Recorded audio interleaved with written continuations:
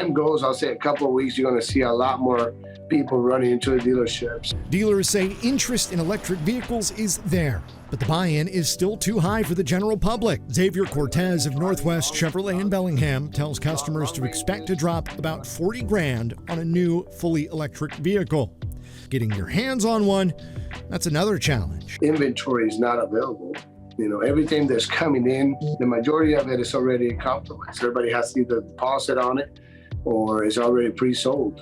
New vehicles are on back order due to ongoing supply chain challenges. Combine that with a high price point, and the recent bump in gas prices may just be sparking the buyer's imagination. I think it's going to drive interest. I think we're unlikely to see any spikes in sales simply because production volumes are so baked in right now. Dr. Don McKenzie is a transportation engineer. He remains confident that electric vehicle prices will drop in coming years. But what we might see is an increase in the price people are willing to pay for EVs and an interest in EVs that in the longer term could translate into a stronger market. While gas prices fluctuate, experts maintain that electric vehicle prices will only go down, something that may be helpful the next time gas prices spike.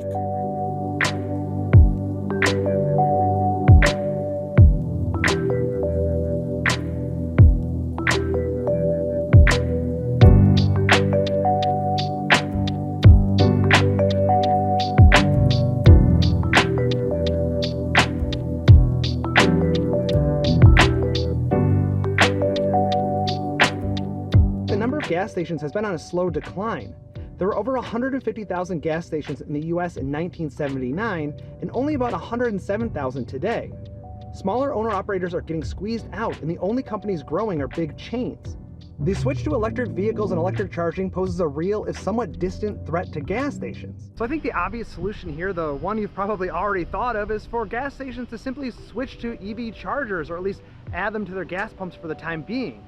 And they're definitely doing that. For example, the East Coast convenience store chain Wawa now has Tesla superchargers at over 30 of its locations.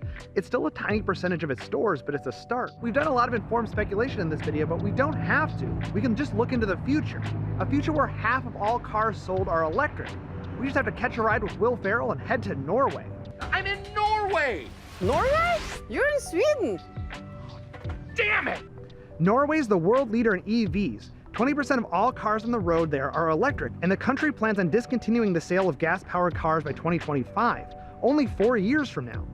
What has happened to gas stations there? Unmanned gas stations, the kind without convenience stores, are not doing well as they are reliant on fuel sales. Larger chains like Circle K are adding EV chargers and welcoming EV drivers. One location even removed all of their gas pumps. EV customers there spend more time and more money in their convenience stores. The chain has been revamping interiors and adding things like fresh cooked food and high-speed internet access to occupy travelers while their cars are charging. So it's clear that electric vehicles are coming for gas stations.